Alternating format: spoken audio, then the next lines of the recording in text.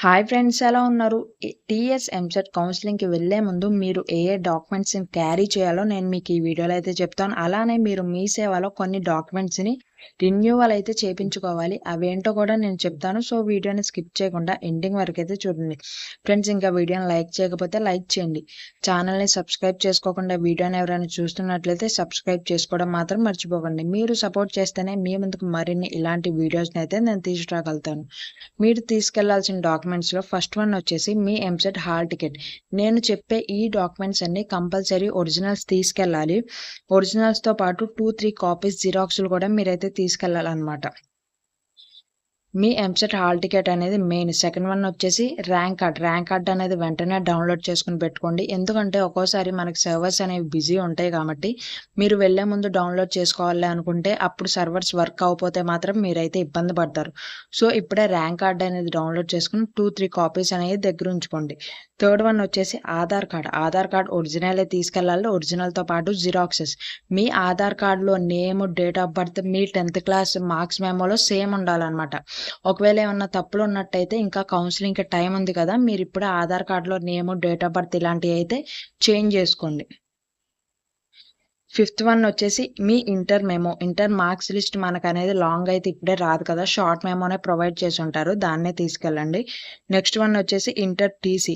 Inter TC అయితే మీకు ఇక్కడ మ్యాండేటరీ కాదు. వాళ్ళు అడిగితే మాత్రం మీరు ఎక్స్‌ప్లెయిన్ చేయండి ఇంకా ఇవ్వలేదని. మీరు బీటెక్ కాలేజ్‌లో జాయిన్ అయ్యేటప్పుడు మాత్రం ఇంటర్ టీసీ కంపల్సరీగా మీరైతే వాళ్ళకి ఇవ్వాలి. సెవెంత్ వన్ వచ్చేసి 6th class to inter second year study certificate మీరైతే ప్రొవైడ్ చేయాలి.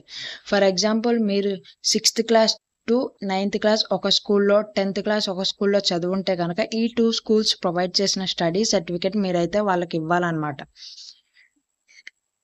ఎయిత్ వన్ వచ్చేసి క్యాస్ట్ సర్టిఫికేట్. క్యాస్ట్ సర్టిఫికేట్ అనేది ఓసీ వాళ్ళకైతే అక్కర్లేదు. ఎస్సీ, ఎస్టీ, బీసీ వాళ్ళు ప్రొవైడ్ చేయాలి. నైన్త్ వన్ వచ్చేసి ఇన్కమ్ సర్టిఫికేట్. ఇన్కమ్ సర్టిఫికేట్ వచ్చేసి 2024 జాన్ 1 తర్వాత తీసిందే మీరైతే వాళ్ళకి అక్కడ సబ్మిట్ చేయాలి. డిసెంబర్లో మీరు ఇన్కమ్ సర్టిఫికేట్ తీసినా కానీ వాళ్ళైతే యాక్సెప్ట్ చేయరు. ఈ ఇన్కమ్ సర్టిఫికేట్ అనేది ఉండటం వల్ల ఫీజు రియంబర్స్మెంట్ అనేది వస్తుంది. 10th వన్ వచ్చేసి ఈడబ్ల్యూఎస్ సర్టిఫికేట్. ఇది మీకు అప్లికబుల్ అయితే కనుక మీరు ఇది కూడా వాళ్ళకి ప్రొవైడ్ చేయాలి. ఇది వచ్చేసి 2024 ఏప్రిల్ 1 తర్వాత తీసిందే మీరు అక్కడ వాళ్ళకైతే ప్రొవైడ్ చేయాలి. మార్చిలో తీసింది కూడా వాళ్ళైతే యాక్సెప్ట్ చేయరనమాట. 11th వన్ వచ్చేసి స్పెషల్ కేటగిరీ అంటే ఎన్సీసీ, స్పోర్ట్స్, క్యాప్, పీహెచ్ ఈ కేటగిరీకి చెందిన వాళ్ళు ఉంటారు కదా! ఈ కేటగిరీ వాళ్ళు వాళ్ళ సర్టిఫికేట్ అనేది ప్రొవైడ్ చేస్తే వీళ్ళకి మంచి కాలేజ్‌లో సీట్ వచ్చే అవకాశాలు అయితే ఉంటాయన్నమాట. 12th వన్ వచ్చేసి మైనారిటీ పీపుల్. ముస్లిం, క్రిస్టియన్స్ ఉంటారు కదా!